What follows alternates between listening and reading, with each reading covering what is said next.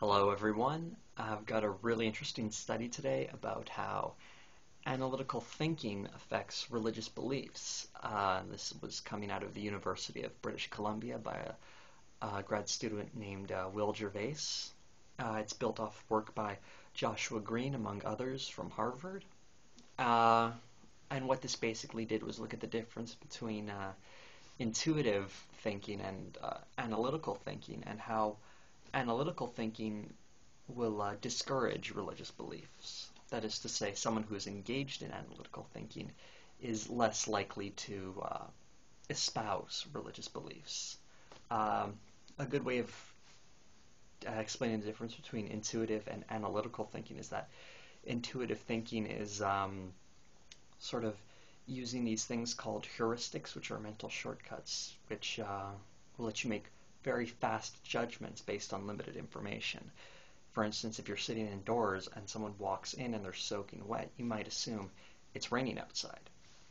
You don't know that for certain, of course, unless you go outside and check for yourself. But using a quick heuristic will tell you, yeah, it's probably raining outside. And heuristics, they have their advantages. They give you very fast decisions, whereas analytical ones are slower and more time-consuming. So both do definitely have their place. Although when you're explaining the nature of the universe, well, personally, I would choose analytical, but some people would disagree for some reason. Anyway, what this study did was it would prime people into going into that analytical mindset by having them do tasks which would promote it.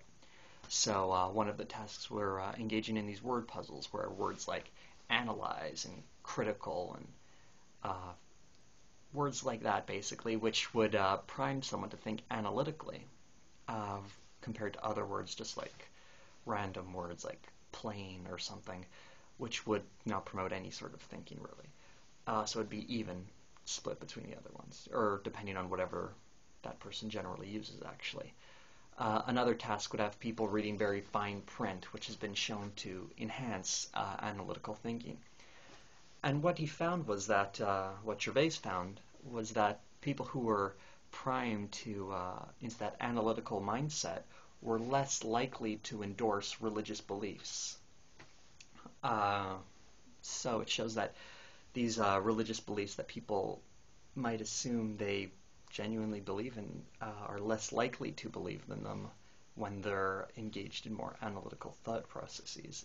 And this study did take into account age, political affiliation, gender, anything you might think influenced it. It was controlled out. And I think it was most interestingly summed up by psychologist and Nobel laureate from Princeton, Daniel Kahneman. Okay, I'm going to have it in writing in the slide, but he said this.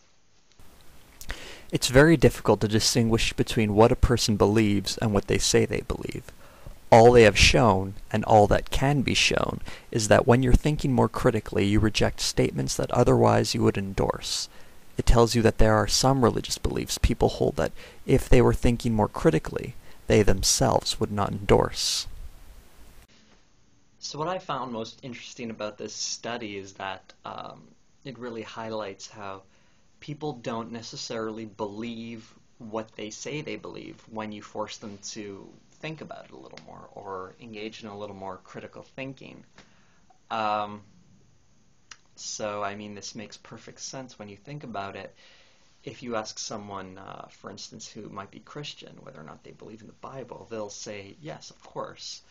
But if you press them a little more and get them in thinking a little more critically, they'll be less likely to believe, say, that a snake could talk or that the universe was created in 6 days. Of course, scientists will always try and be a little politically correct. In spite of what people think, the agenda in science is often to not offend rather than offend.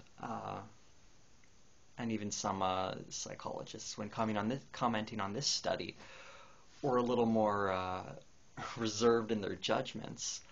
But it seems pretty clear to me that critical thinking can undermine a lot of superstitious beliefs or religious beliefs that are not inherently grounded in reason. It doesn't at all sort of prohibit or say you can't believe any of these things, but rather it might do well for someone to think it through first and not simply take it on faith. So that's pretty much all I've got to say on this one. I'd like to thank everyone for watching. I really appreciate it. I've already been looking at some of my old videos, reading all the comments. I really appreciate them, and I hope you enjoyed this. Love science.